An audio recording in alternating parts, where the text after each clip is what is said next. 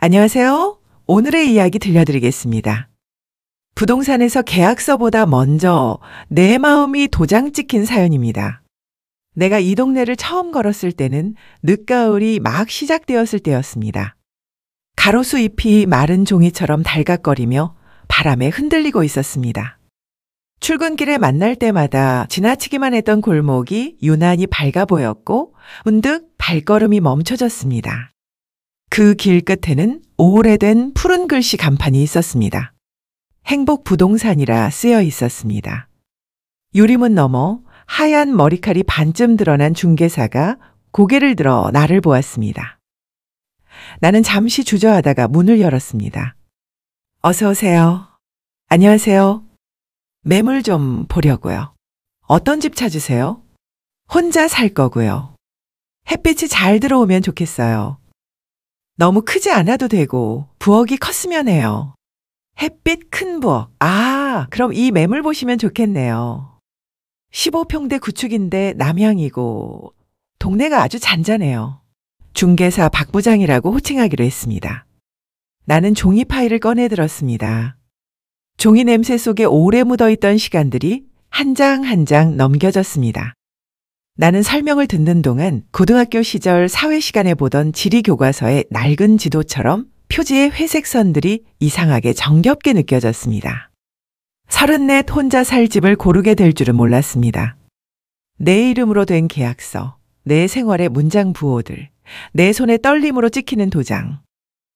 그런 것들이 아직도 남의 이야기 같았습니다. 지금 보러 가실래요? 네. 가볼게요. 우리는 골목을 따라 천천히 걸었습니다. 길가에는 오래된 문구점과 세탁소가 줄지어 있었고 빨랫줄에 걸린 수건들이 바람을 마셨습니다. 엘리베이터가 없는 빌라였지만 3층이라 계단 숨이 차오를 즈음 눈높이로 햇빛이 들어왔습니다. 부장님이 먼저 문을 열었습니다. 오래 비워둔 집 특유의 냄새가 가볍게 올라왔고 그 냄새의 끝엔 햇빛으로 데워진 먼지의 살짝 달큰한 기운이 있었습니다. 여기 거실이고요. 바닥은 마루가 새로 들어갔어요. 강마루는 아니고 상태는 무난해요. 베란다는 남향이라다가 부장님의 말은 물결처럼 들려왔습니다. 나는 베란다 쪽으로 걸어가 창문을 열었습니다. 오래된 알루미늄 프레임이 삐걱거렸지만 바람은 바로 대답해 주었습니다. 담장 너머 작은 유치원 운동장에서 아이들이 뛰노는 소리가 햇빛 사이에 박혀 있었습니다. 먼 산책로에서 누군가 개를 부르는 소리, 2차선 도로를 지나는 버스의 길고 낮은 숨. 내 귀가 마치 이 집의 귀처럼 느껴졌습니다. 나는 그 소리를 들으려고 여기에 있는 듯 했습니다. 부엌도 보시고요. 싱크대는 하얀 상판이었고 타일은 미색이었습니다. 오래된 수도꼭지가 반짝이며 내 얼굴을 찌그러뜨렸습니다. 나는 오른손으로 수도꼭지를 살짝 틀었습니다. 물소리가 똑바로 흘렀습니다. 그 소리를 듣자 아주 어릴 적 기억이 불쑥 떠올랐습니다. 겨울 저녁, 어머니가 설거지를 하던 부엌.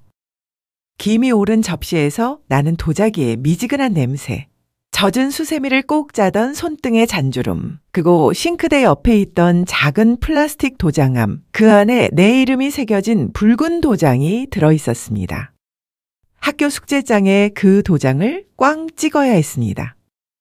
그때 나는 도장을 찍는다는 것이 무슨 의미인지 몰랐습니다.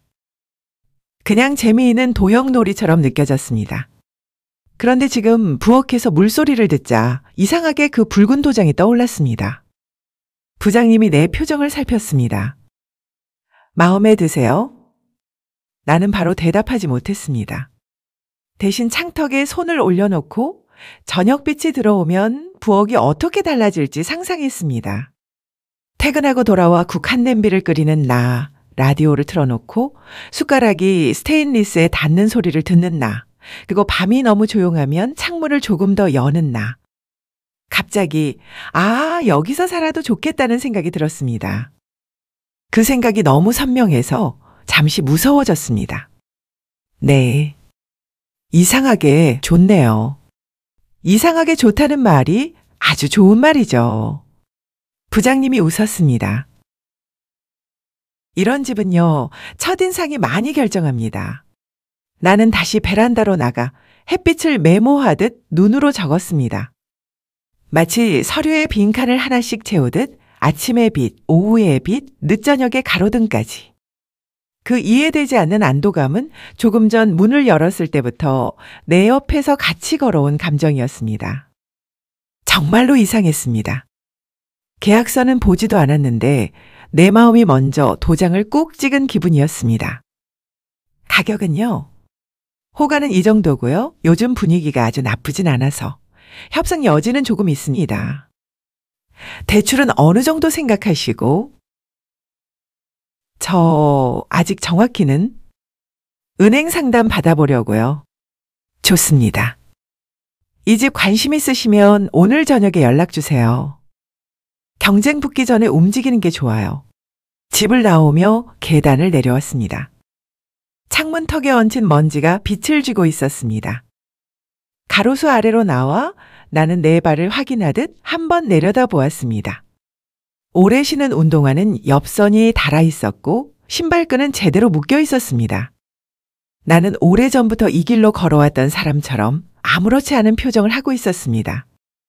그렇지만 심장 안쪽에서는 새로운 문 하나가 달칵 닫히는 소리를 분명히 들었습니다. 여기다. 부동산으로 돌아와 명함을 주고받았습니다. 박 부장님의 손등은 마른 나뭇가지처럼 결이 뚜렷했습니다. 오늘 저녁에 연락드릴게요. 네, 기다리겠습니다. 집이 사람을 부르는 수가 있어요. 그 말이 내 귓속에 오래 남았습니다. 집이 사람을 부른다니. 그렇게 생각해 본 적은 없었습니다. 그런데 그날만은 내가 그 집을 고른 게 아니라 그 집이 내 마음에 먼저 사인을 보냈다는 생각이 들었습니다. 길을 나와 카페에 들어갔습니다. 창가 자리에 앉아 따뜻한 커피를 손에 감싸쥐었습니다. 컵 열기로 손끝이 천천히 풀렸습니다. 전화를 꺼내 사진첩을 열었습니다. 방금 찍은 베란다, 작은 방의 벽지, 부엌의 수도꼭지, 발코니의 난간. 사진 속 빛이 화면 안에서 약한 물결처럼 흔들렸습니다. 나는 할 말을 모르는 사람이 된 것처럼 메시지 앱을 열었다 닫았다 했습니다. 누구에게 먼저 말해야 할지, 누구의 목소리를 먼저 듣고 싶은지 그 질문이 내 심장을 톡톡 건드렸습니다. 잠시 후 마음속 명단에서 맨 위에 있는 사람에게 전화를 걸었습니다. 아버지, 그래. 무슨 일이냐? 집을 보고 왔어요. 괜찮은 집 같아요. 그래? 어디쯤인데? 김호역 근처, 걸어서 10분. 직장이랑은? 버스로 20분. 아버지는 잠시 침묵했습니다. 라디오 뒤편에 지직거리는 소음처럼 얇은 정적이 흘렀습니다. 네가 좋으면 된 거다. 대출은? 상담 받아볼 거예요. 아직 두렵긴 한데 이상하게 그 집이 자꾸 생각나요. 두렵다고 해서 다 나쁜 건 아니지. 두려움은 조심하라는 뜻일 때가 많다. 그래도 내가 그 집을 떠올리면서 마음이 조금 편해진다면 그것도 신호다. 나는 커피를 한 모금 삼켰습니다. 응. 마음이 먼저 도장을 찍은 느낌이야. 아버지는 웃었습니다. 오래전 내가 학교에서 상장을 받아와 식탁에 올려놓던 날들, 그때 웃음이었습니다. 도장은 나중에 계약서에다 찍자. 우선 마음이 찍혔다니 다행이다. 전화를 끊고 나는 창밖을 보았습니다. 가로수 사이로 노을이 번져 있었습니다. 빛이 슬금슬금 건물 벽을 타고 내려왔습니다. 그 빛이 마치 새 집의 벽지 위로 옮겨 붙는 것 같았습니다. 나는 어쩌면 이미 이사를 온 사람처럼 마음속 가구 배치를 시작했습니다. 작은 책상은 창가 쪽, 침대는 벽을 따라 놓고 부엌의 빈 벽에는 고무 자석으로 레시피를 붙여두면 좋겠다고. 조그만 라디오를 베란다 문틀에 올려두면 빛과 소리 사이가 덜 허전하겠다고. 문득 나도 모르게 가볍게 웃었습니다. 카페에서 나와 다시 골목을 걸었습니다. 걸음이 조금 느려졌습니다. 집으로 돌아오는 길에 내가 지나온 삶이 차분히 정리되는 느낌이 있었습니다. 전세 만료를 앞두고 2번의 이사를 했고 가구를 버렸다가 다시 사고 장롱 위 먼지와 싸우며 새해를 맞이했고 수많은 밤을 타인의 벽지 색깔 속에서 보냈습니다. 그 모든 시간이 집을 찾는 연습이었나 싶었습니다. 그리고 오늘 나는 연습이 끝난 학생처럼 조용히 실전에 들어선 것이었습니다. 문 앞에 서서 키를 꽂았습니다. 불을 켰습니다. 좁은 방이 갑자기 내 편이 되는 듯 했습니다. 바닥이 익숙한 기분을 내 발에 먼저 건넸습니다. 나는 의자에 앉아 조용히 숨을 고르며 스스로에게 말했습니다. 내일 은행에 전화하자. 그리고 더 말하지 않아도 마음속의 문장은 스스로 끝을 맺었습니다. 그리고 그 집에 가자. 이어진 이야기 궁금하시죠? 구독과 좋아요 부탁드립니다. 다음 날 아침은 유난히 맑았습니다. 하늘이 얇은 유리처럼 깨끗했습니다. 나는 평소보다 일찍 깨어났습니다. 알람이 울리기 전에 눈을 떴고 커튼 사이로 들어오는 빛이 이사 박스처럼 사각사각 쌓여 있었습니다. 물을 데워 차를 한 잔 끓였습니다. 컵에서 올라오는 김이 코끝을 간지렸습니다. 그 순간 내 안에서 작은 회의가 고개를 들었습니다. 혹시 착각이면 어떡하지? 집을 본 설렘이 과장된 건 아니었을까? 대출이 발목을 잡으면? 의심의 씨앗은 언제나 아침에 더 선명했습니다.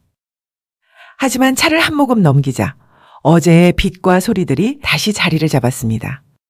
아이들이 뛰노는 소리, 수도꼭지의 물줄기, 베란다의 알루미늄 프레임이 내는 한 번뿐인 삐걱임. 삶은 때때로 아주 구체적인 소리로 나를 설득했습니다. 은행에 전화를 걸었습니다. 대출 상담 창구의 목소리는 분명했고 정돈되어 있었습니다. 정 소장이라고 소개했습니다. 필요하신 금액과 소득 구조를 알려주시면 가능한 범위와 금리를 안내드리겠습니다. 네, 대략 이 정도 생각하고 있어요. 고정이 나을까요? 변동이 나을까요? 요즘은 혼합형을 많이 선택하십니다. 다만 고객님 상황에 따라 다르고요. 직접 오셔서 서류 확인하시고 신용도랑 상환 계획까지 같이 보시죠. 오늘 오후에 방문 가능할까요? 가능합니다. 2시 어떠세요? 네, 2시에 뵐게요. 전화를 끊고 서류를 챙겼습니다. 등기부 등본, 재직증명서, 소득금액증명, 메모지 한 장에는 내가 스스로에게 물어야 할 질문들을 적었습니다. 내가 정말 원하는 건 무엇인가? 이 집을 통해 내가 지키고 싶은 것은 무엇인가? 비용이 두려움으로만 남지 않도록 나는 어떤 루틴을 만들 것인가? 나는 이상하게 이런 질문들이 두렵지 않았습니다. 질문을 적는 순간 벌써 절반쯤은 대답한 기분이 들었습니다. 은행 로비는 왁자했습니다. 번호표를 뽑아 앉았습니다. 작은 디지털 화면이 숫자를 바꾸어가며 사람들을 불렀습니다. 기다리는 동안 은행 안에 흐르는 공기가 묘하게 안심을 주었습니다. 사람들은 돈을 빌리고 갚고 또 빌리고 그렇게 삶을 움직였습니다. 그들의 표정에는 근심과 계산 그리고 작은 결의가 섞여 있었습니다. 나는 제 차례가 되자 가볍게 숨을 들이마시고 일어섰습니다. 어서 오세요. 편하게 앉으세요. 정 소장의 손짓은 작은 배려로 가득했습니다. 우선 집 보신 곳은 어디인가요? 장우역 근처 3층 빌라요. 남향이고 부엌이 조용해요. 부엌이 조용하다. 그 표현이 좋네요. 그 집을 떠올리면 어떤 느낌이 드세요? 연습이 끝나고 처음 무대에 서는 기분요? 떨리는데 이상하게 익숙한. 좋습니다. 그 기분을 기억하시면 돼요. 숫자는 우리가 도와드릴 수 있고 감정은 손님이 제일 잘 아시니까요. 우리는 금리와 상환 기간을 놓고 현실적인 대화를 나누었습니다. 나의 소득과 지출, 비상금의 범위, 예상치 못한 수리 비용까지. 정 소장은 때때로 그건 지금 결정하지 않아도 됩니다 라고 말해주었고 가끔은 여기서 한 번 더 생각해 보시죠 라고 말했습니다. 나는 펜으로 노트를 채웠습니다. 하나하나의 문장이 마치 내 삶에 필요한 나사처럼 제자리를 찾아 들어갔습니다. 상담이 끝날 무렵 그는 내게 미소 지으며 말했습니다. 마음이 먼저 도장 찍혔다고 하셨죠? 그럼 이제 종이에 찍는 건 절차입니다. 절차는 군더더기를 줄일 수 있어요. 대신 오늘 밤 한 번 더 그 집 앞을 걸어보세요. 낮과 다른 소리가 있거든요. 그 소리를 좋아하실지 꼭 들어보세요. 밤의 소리요. 네. 집은 낮보다 밤에 진짜 얼굴을 보여줄 때가 많아요. 은행을 나와 늦은 오후의 햇빛에 눈을 찡그렸습니다. 노트를 가방에 넣으며 그의 말을 떠올렸습니다. 밤의 소리. 그 말은 마음속에 작은 스위치가 되어 저녁이 올 때까지 나를 천천히 데려갔습니다. 해가 떨어지고 나는 다시 그 동네로 갔습니다. 골목은 낮보다 더 가깝게 느껴졌습니다.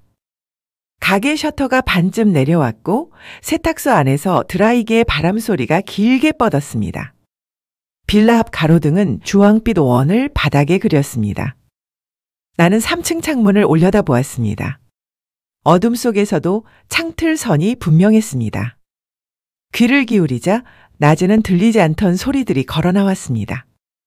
누군가 문을 잠그는 작은 금속 소리, 자전거 체인이 도로를 스치는 잔잔한 마찰음, 옆 건물에서 TV 소리가 아주 얇게 흘렀다가 사라지는 순간, 그리고 하늘 쪽에서 떨어져 내리는 듯한 밤 공기의 서늘한 숨. 나는 벤치에 앉아 잠시 그 숨을 얼굴로 받았습니다. 이상했습니다. 그 소리들이 하나도 거슬리지 않았습니다. 오히려 집에 돌아왔다는 기분이 들었습니다. 누군가의 소음이 아니라 누군가의 하루가 끝나고 나와 비슷한 시간을 시작하는 사람들의 기척처럼 느껴졌습니다. 어떤 집은 화려한 조명 아래서도 외로웠고 어떤 집은 소박한 불빛 아래서도 포근했습니다. 이 집은 후자에 가까웠습니다. 나는 천천히 자리에서 일어나 빌라 벽을 따라 손끝으로 결을 쓸었습니다. 오래된 페인트의 작은 거침이 손바닥에 남았습니다. 그 감촉까지도 이상하게 안심이 되었습니다. 집으로 돌아오는 길에 박 부장에게 메시지를 보냈습니다. 내일 오전 다시 집 보러 갈 수 있을까요? 계약 상담도 함께요. 답장은 곧 도착했습니다. 가능합니다. 오전 10시요. 등기부 등본 다시 뽑아두겠습니다. 짧은 문장들이 든든한 방패처럼 느껴졌습니다. 도로 위 가로등이 차창을 따라 흘렀습니다. 라디오에서 조용한 곡이 나왔습니다. 보컬이 낮게 읊조리는 가사 사이로 나는 속으로 한 문장을 반복했습니다. 계약서보다 먼저 마음이 도장을 찍었다. 그 밤 집에 돌아와 서랍을 열었습니다. 아주 오래전 어머니가 쓰시던 작은 도장함을 꺼냈습니다. 붉은 뚜껑을 열자 잉크 냄새가 아주 옅게 남아 있었습니다. 거기에는 아직도 내 이름이 새겨진 도장이 들어 있었습니다. 초등학교 숙제장에 찍던 그 도장. 나는 그걸 손바닥 위에 올려두고 한참 바라보았습니다. 그리고 조심스럽게 다시 닫았습니다. 내일은 내 차례야. 혼잣말이 방 안에 얇은 실처럼 걸렸습니다. 아침이 밝았습니다. 약속 시간보다 조금 일찍 도착했습니다. 박 부장은 이미 문을 열어놓고 있었습니다. 오셨어요. 오늘도 햇빛이 좋네요. 네. 밤에도 와봤어요. 그래요? 밤에 얼굴이 괜찮았나요? 네. 조용하고 사람 사는 소리가 났어요. 그럼 반은 끝났습니다. 우리는 다시 집으로 올라갔습니다. 두 번째로 보는 집은 이상하게 첫 번째보다 더 또렷했습니다. 어제 놓쳤던 스위치의 위치, 벽면의 보일러 컨트롤러, 창틀의 작은 흠집까지 눈에 들어왔습니다. 나는 작은 방 한가운데 서서 사방을 천천히 돌았습니다. 몸이 자연스레 균형을 잡았습니다. 바닥이 미세하게 기울어져 있는지 확인하려고 한 발을 옮겨보았습니다. 괜찮았습니다. 창문을 열어 바람을 불렀습니다. 바람이 대답했습니다. 그 대답은 어제보다 단단했습니다. 계약 진행할까요? 박 부장의 물음은 조심스럽고도 신중했습니다. 나는 고개를 끄덕였습니다. 네, 진행할게요. 부동산 책상 위에 두툼한 계약서가 올라왔습니다. 조목조목 읽어 내려갔습니다. 특약 사항을 확인하고 잔금 일정과 하자 보수의 범위를 들었습니다. 박 부장은 내가 멈칫하는 부분마다 설명을 덧붙였습니다. 설명은 빠르지 않았고 불필요한 친절을 과시하지도 않았습니다. 마치 계절이 자기 순서를 지키듯 문장들이 제자리에서 의미를 밝혔습니다. 혹시 지금 도장 찍으실 건가요? 나는 가방을 열어 도장함을 꺼냈습니다. 붉은 뚜껑을 열었습니다. 잉크패드를 가볍게 눌렀습니다. 손등이 아주 조금 떨렸습니다. 그때 나는 숨을 고르며 아주 잠깐 눈을 감았습니다. 내 마음이 먼저 찍었던 그 도장을 떠올렸습니다. 베란다의 빛, 부엌의 물소리, 밤의 숨, 벽의 거친 감촉, 가등빛 아래서 겹치던 안도의 그림자.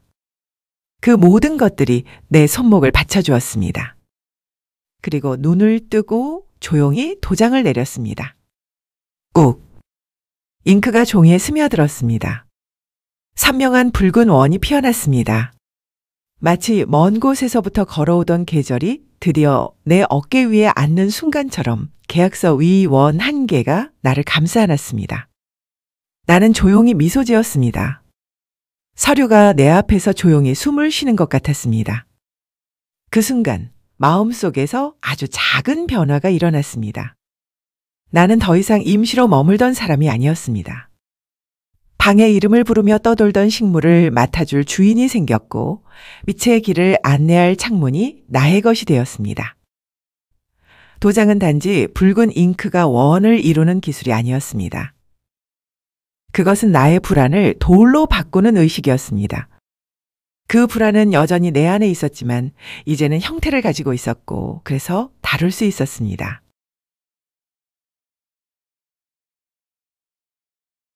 서류를 정리하는 박 부장을 바라보며 나는 느리게 말했습니다. 고맙습니다. 축하드립니다. 집이 좋은 주인을 만났어요. 아니요. 제가 좋은 집을 만났어요. 우리는 둘 다 웃었습니다. 바깥에서 바람이 문고리를 한번 흔들었습니다. 문이 아니라 내가 열렸다는 생각이 들었습니다. 그날 오후 나는 새 집 앞에 다시 섰습니다. 아직 내 키는 이 문을 완전히 외우지 못했습니다. 하지만 문턱을 넘는 발은 어제보다 덜 떨렸습니다. 빈 방 중앙에 섰습니다. 손바닥을 크게 펼쳐 공기를 쓸었습니다.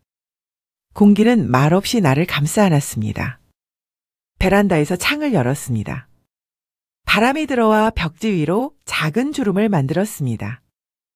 나는 아주 낮은 목소리로 인사했습니다. 잘 부탁해. 집은 대답하지 않았습니다. 그러나 조용한 벽의 질감이, 빈 바닥의 온기가, 햇빛의 움직임이 충분한 대답이었습니다. 그날 밤 작은 전구를 달아두고 라디오를 켰습니다. 낭독 프로그램이 흘렀습니다. 사회자의 목소리가 어둠을 천천히 가르는 칼날처럼 느리게 움직였습니다. 그는 말했습니다. 사람은 때때로 자신의 방을 갖는 일로 마음의 모양을 되찾습니다. 나는 그 문장을 노트에 적었습니다. 그리고 그 아래 내 문장을 덧붙였습니다. 계약서보다 먼저 마음이 도장을 찍었다. 그리고 오늘 종이는 그 마음을 따라왔다. 그 문장을 쓰는 동안 내 안에서는 또 다른 문이 조용히 열렸습니다. 내일은 페인트색을 보러 가자. 책장을 어디에 둘지, 식탁은 어떤 길이로 할지, 커튼은 두께가 어느 정도면 좋을지. 설렘과 계산, 감동과 숫자가 어깨동무를 하고 내 앞에 줄을 섰습니다. 삶이 이렇게 균형을 맞추는 순간이 있다는 것을 나는 그날 저녁 처음 알았습니다. 이삿날을 정한 건 계약을 마친 지 일주일 뒤였습니다. 그 짧은 일주일이 왜 그렇게 길게 느껴졌는지 모르겠습니다. 출근길엔 새 주소가 떠오르고 점심시간엔 인테리어 사진을 뒤졌습니다. 퇴근길에 버스 창문에 비친 내 얼굴은 마치 곧 이사를 떠날 사람처럼 어딘가 들떠 있으면서도 이상하게 외로워 보였습니다. 드디어 이 산에 전화기 너머로 친구 수진의 목소리가 들렸습니다. 응. 다음 주 토요일. 그날 시간 돼? 그럼. 내가 안 가면 누가 가? 근데 너 혼자 그 큰 짐 어쩔 거야? 많지도 않아.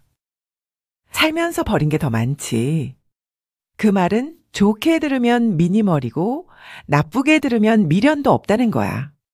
글쎄, 그냥 정리할 때마다 내가 뭔가 놓아버린다는 느낌이 들더라. 그래서 그런가 봐. 요즘 말투가 한결 부드러워졌어. 나는 웃었습니다. 그건 나이 때문일 수도 있어. 아니야. 그건 집 때문이야. 전화가 끊기고 방 안은 다시 조용해졌습니다. 짐을 싸기 시작했습니다. 책을 박스에 넣으며 한 권 한 권 먼지를 털었습니다. 제목 위로 쌓인 작은 먼지들이 마치 지난 시간의 잔재처럼 흩날렸습니다. 책을 덮을 때마다 한 시절이 닫히는 소리가 들렸습니다.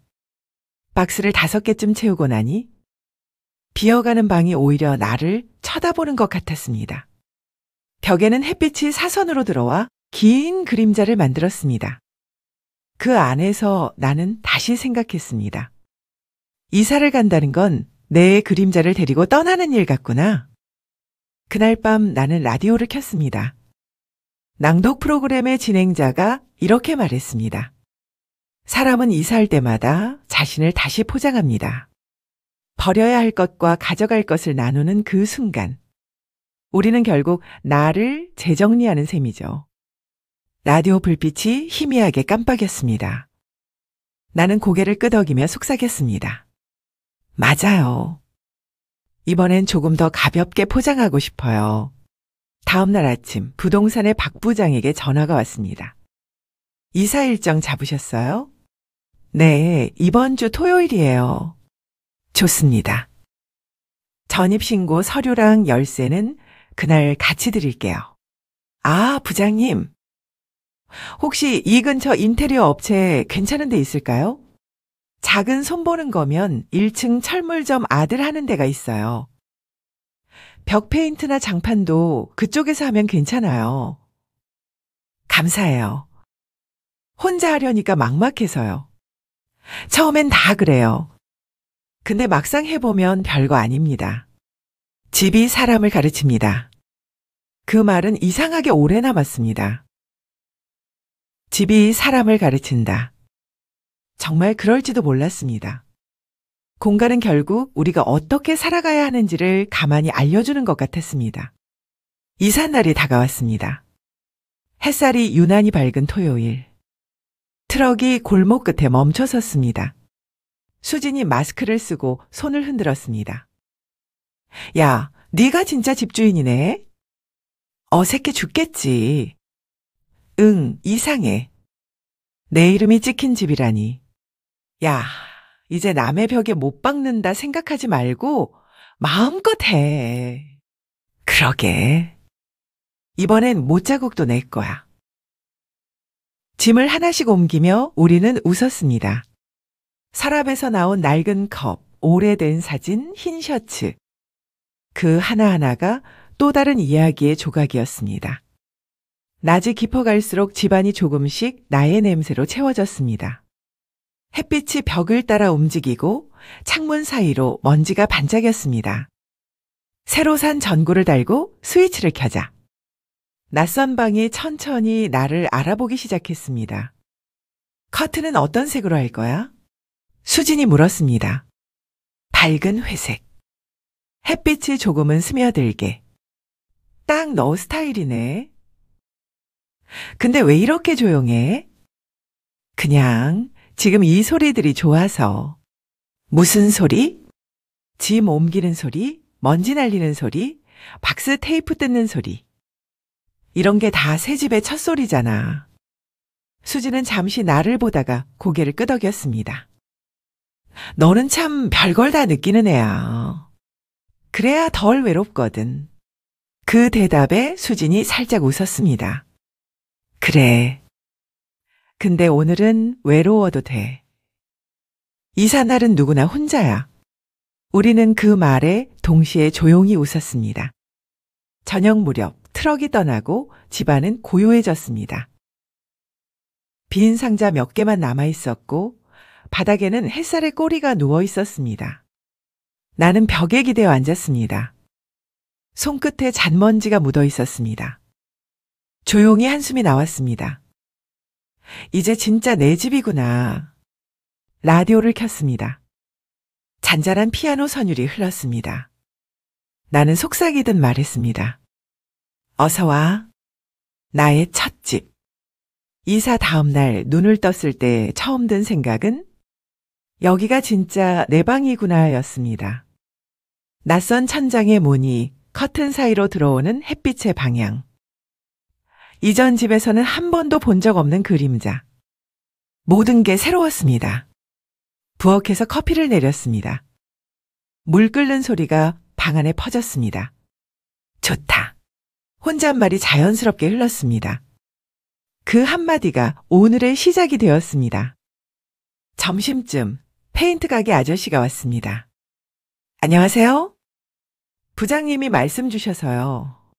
아, 네. 오시느라 고생 많으셨어요. 어디 칠하실 건데요? 이 벽이요. 하얗긴 한데 좀 누래서요. 톤 바꾸시면 집이 환해질 거예요. 요즘은 따뜻한 크림색 많이들 해요. 그럼 그 색으로 해주세요. 아저씨는 페인트통을 열고 붓을 담갔습니다. 붓끝이 벽을 스칠 때마다 쉭 마이너스 소리가 귓가에 잔잔히 번졌습니다. 그 소리가 마치 숨을 고르는 듯 했습니다. 이 색 괜찮죠? 네. 부드럽네요. 처음 혼자 사는 집이에요? 네. 그럼 잔소리 하나 해드려도 돼요? 하셔도 돼요. 벽색 고르듯이 사람도 고르세요. 처음엔 튀는 색이 좋아 보여도 오래 보면 질려요. 따뜻한 색이 결국 남아요. 그 말에 나도 모르게 웃음이 났습니다. 그건 페인트 이야기죠? 아니요. 인생 이야기죠. 그가 웃으며 대답했습니다. 벽이 마르고 나니 방 안이 한결 부드러워졌습니다. 빛이 벽을 따라 흘렀습니다. 나는 의자에 앉아 새로 칠해진 벽을 오래 바라보았습니다. 이 벽 위에는 아직 아무런 흔적도 없었습니다. 하지만 곧 달력이 걸리고 사진이 붙고 손때가 묻겠죠. 그걸 상상하니 마음이 잔잔히 따뜻해졌습니다. 점심 후 수진이 다시 찾아왔습니다. 어제보다 훨씬 집 같아졌다. 벽 덕분이야. 색이 마음을 누그러뜨리네. 이제 가구는 언제 살 거야? 오늘 저녁쯤 보러 가려고. 같이 갈까? 좋지. 우리는 근처 가구거리를 걸었습니다. 햇빛이 유리창을 따라 번졌습니다. 의자, 책상, 식탁, 커튼? 하나하나 손끝으로 만져보았습니다. 이건 어때? 수진이 작은 원목 식탁을 가리켰습니다. 작지만 단단하네. 그래, 네가 딱 그렇잖아. 그건 칭찬이지? 당연하지. 우리는 웃었습니다. 그 웃음은 오래된 친구 사이에서만 나올 수 있는 소리였습니다. 집으로 돌아와 새 식탁을 놓았습니다. 햇빛이 식탁 위에 닿자 나무결이 반짝였습니다. 그 순간 이 공간이 정말로 살아있는 것처럼 느껴졌습니다. 야, 이제 진짜 사람 사는 집이다. 수진이 감탄하듯 말했습니다. 응, 이제 숨이 통하는 느낌이야. 그럼 됐지. 네가 그랬잖아. 집이 사람을 가르친다고. 나는 조용히 고개를 끄덕였습니다. 그래. 오늘은 내가 집한테 배운 하루였어. 밤이 되자 수지는 돌아갔습니다. 불을 끄고 누워 천장을 봤습니다. 벽은 이제 더 이상 낯설지 않았습니다. 내 숨소리에 맞춰 벽도 천천히 숨 쉬는 듯 했습니다. 라디오에서 음악이 흘렀습니다. 그 멜로디 사이로 낮에 들었던 아저씨의 말이 겹쳐졌습니다. 벽색 고르듯 사람도 고르세요. 나는 눈을 감았습니다. 삶도 페인트처럼 여러 번 덧칠하며 조금씩 따뜻한 색으로 남아가는 게 아닐까? 그렇게 생각하며 천천히 잠이 들었습니다. 그리고 꿈속에서도 나는 새집 안에서 조용히 웃고 있었습니다. 봄이 오고 있었습니다. 창문을 열면 흙냄새가 섞인 바람이 들어왔고 골목의 나무가지 끝에 초록빛이 조심스레 올라오고 있었습니다. 나는 이 집에 산 지 벌써 3달째였습니다. 처음에는 낯설던 문고리도 이제는 손이 먼저 찾아갔고 불빛의 각도와 저녁 그림자의 길이도 익숙해졌습니다. 주말 아침이면 라디오를 켜고 커피를 내렸습니다. 커피가 추출되는 소리와 DJ의 목소리가 섞이면 마치 내 하루가 부드럽게 펼쳐지는 것 같았습니다. 작은 집이지만 여기에선 모든 게 제자리에 있었습니다. 그날도 수진이 찾아왔습니다. 야, 진짜 살림꾼 다 됐네. 냄새가 너무 좋다. 커피야. 원두 갈았어. 너 요즘 얼굴이 되게 편해 보인다. 그래 보여? 응. 예전엔 뭔가 늘 버티는 표정이었는데 지금은 그냥 사는 표정이야. 나는 웃으며 머그잔을 건넸습니다. 그게 다 집 덕분이야. 집이 사람을 이렇게까지 바꿀 수 있구나.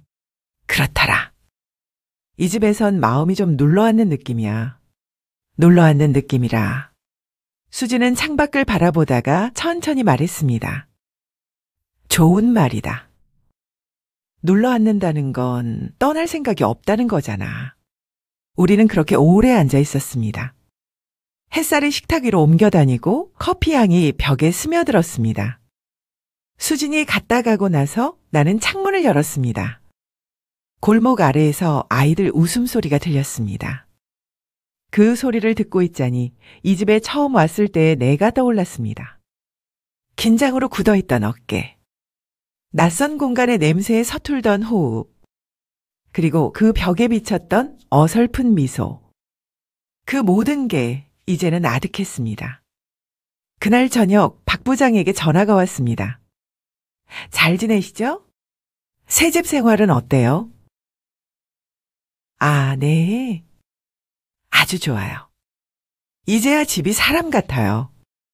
그렇죠. 처음엔 다 낯설지만 집도 주인 닮아갑니다. 그 말 이제야 이해돼요. 다행이네요. 그럼 제가 뿌듯하죠.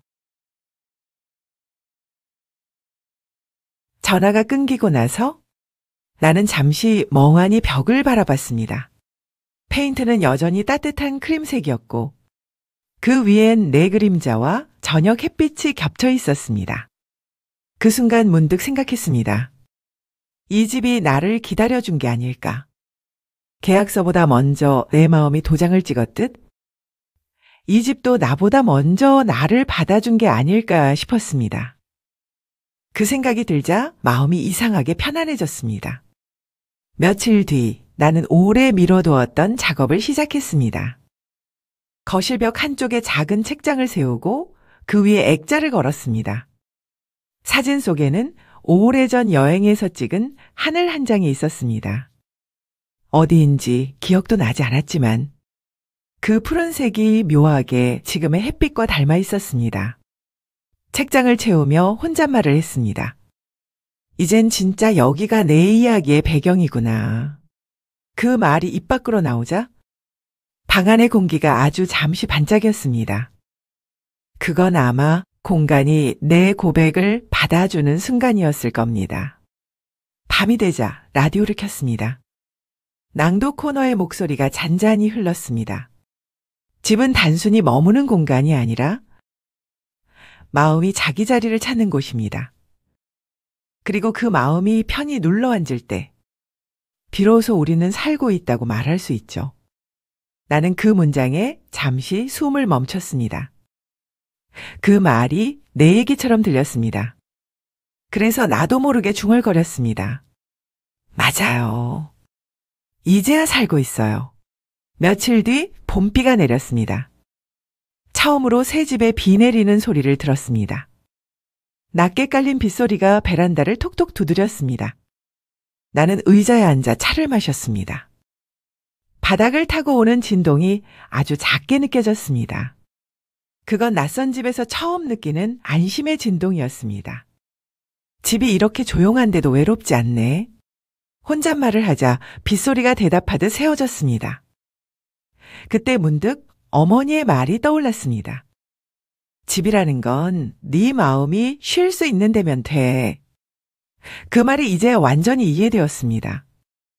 이 집은 단지 벽과 천장으로 이루어진 공간이 아니라 내 마음이 쉼표를 찍는 문장이었습니다.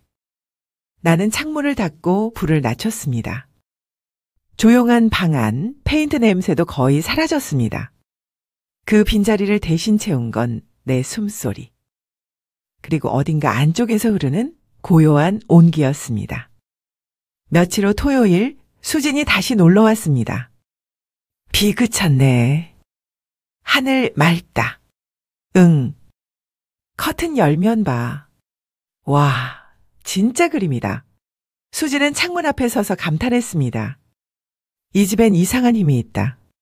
무슨 힘? 사람 마음을 차분하게 만드는 힘. 그건 내가 편해서 그런 거야. 아니야.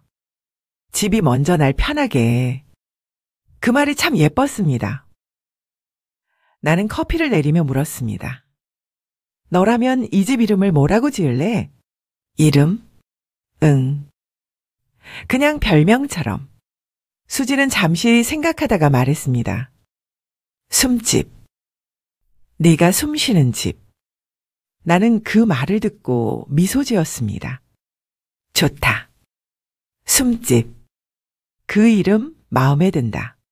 우리는 조용히 웃었습니다.